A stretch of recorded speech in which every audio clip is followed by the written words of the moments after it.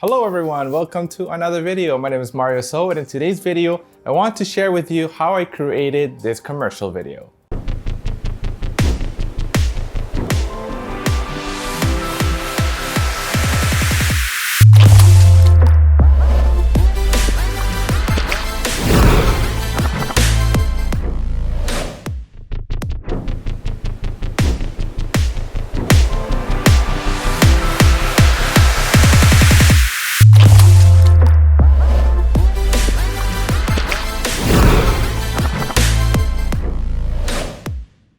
So I hope you're doing well and welcome back to another video. If this is your first time here, I create weekly content on filmmaking, product videos, photography, video editing, and all of that fun stuff. If that's something you think you'll be into, hit that subscribe button and join the crew. If you're already subscribed, thank you again so much for being here. Your support is always appreciated. So I hope you enjoyed the product commercial that you just saw. It actually took me quite a little bit of time to put together, but I'm actually very happy with the results. And for today's video, I'll take you through a behind the scenes look as to how I put this together. I also want to say that this video is not sponsored. Aha or whatever this is called. They did not send me any drinks, unfortunately, for me to create this video, and it's not sponsored at all. So I'll go over a step-by-step breakdown on what stuff I use for this video, and hopefully this video can give you some creative ideas for you to shoot your own product videos or edit your own product videos. I won't be going over too much of the editing because that is going to take an entire video in itself. But let me know in the comments below if you would like me to go over the editing breakdown of any of these shots. So once I had the product in mind and before I started anything at all, I went onto the company's Instagram and website to get a feel of what their product is like, their style, their vibe, their color scheme,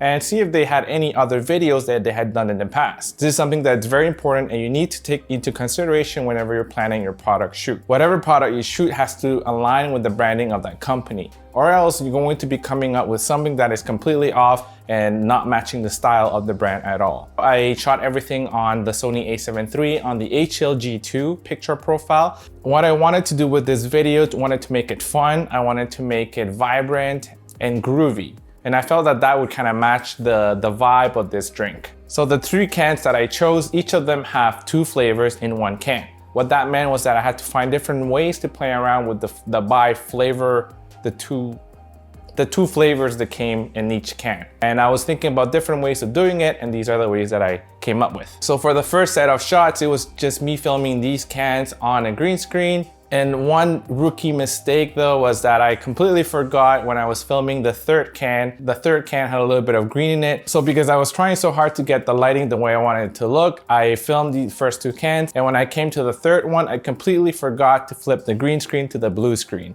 And what happened was that I wasn't able to key that green out because that last can that I was shooting was partly green as well. Sharing with you so that you don't make the same mistakes I did. So what I had to do in that can, it just took me a lot more work. I had to individually mask it frame by frame instead of just simply keying that green out with just 1 click. For the backgrounds of these first 3 shots, I just played around with the different colors that came along on each of these cans. I also made sure to make my life easier to properly light the green screen so that it would be mostly evenly lit, especially in the parts where the product was directly in front of. So this would make it easier for me to key out later in post. If you have a gradient in your green screen, especially for the parts that you're going to key out, it's going to be a little bit more difficult to fine tune that key later in post. So make sure that you light your green screen properly. It's still a technique that I'm trying to master. Sometimes I still make mistakes, but it's a really fun learning process. But once you master green screen lighting, it's like, so the way I lit these cans, I used a rectangular softbox with the Godox SL60 because I only have 1 Godox SL60 and only 1 rectangular softbox. I wanted to simulate the same shape of lighting on the other side. So what I did was use a tube light and I bounced off that light off of a white foam board. And that gave me a similar look to what I was getting on the other side. And also for these can shots, I also made sure to use a circular polarizing filter, and this just helped reduce that glare that was coming off from that can. And after setting the scene for these 3 cans, I knew that I wanted to start showcasing the different flavors. First was just simply putting a slice of peach on a stand, and I would be removing this stick using simple CC wire removal later on in After Effects. And then I just went and put some honey on top of the peach. For the next shot of the watermelon and the lime, I wanted them to sort of clash and collide in midair. Unfortunately, when I tried to throw these 2 items and sort of throw them against each other, I didn't really like what I was seeing, and the watermelon was just a little bit mushy and it was just not pretty at all. So I decided to shoot these individually on skewer stick on a rotating display stand that I could later just key out the stick using simple CC wire removal. And this time I did not make that rookie mistake that I did with the can. I actually remembered to flip the green screen to the blue side because the watermelon has green in it and the lime is green. I didn't make the same mistake twice in the same video. Later on, I just animated these 2 elements to have them collide in midair. And I also added a little subtle, sort of like a sprinkle or a splash. I'm not sure if you noticed it, just really subtle to add to that effect. Since we're talking about the lime and the watermelon, I had this idea that I wanted to create some sort of movement with these elements, and I wanted them to start off frame and sort of come into the frame and hit the can and sort of enter the can. This lime to be, in a similar shape and form so that it can fly in through here. I can use the same lime and duplicate it so it goes through both and then just collides into the can, and it ends that shot. So for the third flavor, it was very simple. I just threw the blueberries and the pomegranate onto water. The first time I tried this was just on water on the aquarium, and then I put a green Bristol board on the back of it to sort of give it some background color, but I didn't really like the way it was looking. Maybe the water just got dirty in the process or something like that, but I didn't really like the way that looked, so I redid that shot later on. And because the 2 fruits are actually quite small, I thought a glass would work perfectly. But instead of water, I actually put some of this sparkling water in it, and I did this because I really like that effect of the fruits coming back up when you drop them in. And as you can see from this drink, they also incorporate the bubbles a lot. So I thought it would be neat to incorporate bubbles on this shot as well. So now this brings me to the shot with the aquarium.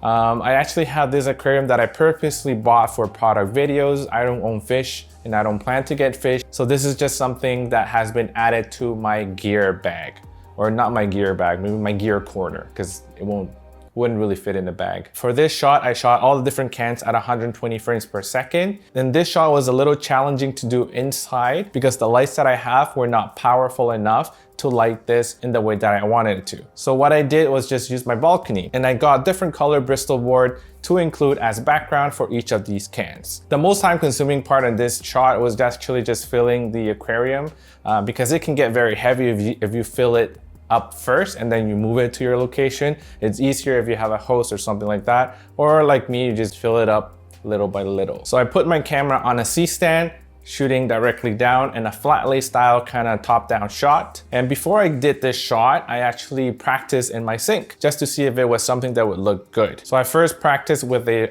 can that was unopened. I didn't really like the effect that was giving me. So later on, I used an empty can actually, and I filled it up with water, maybe up to like the halfway point. I felt that that was pretty cool looking, as well as it added more water into the shot, especially when the cans were up in the air. So I used my iPhone, because the iPhone can shoot 120 frames per second, to be my test camera. So it's always good to experiment and do mock trials with different shots that you want to get, and that will give you a better idea of how doable that shot is, and it will give you a better idea on whether that shot is going to look good too.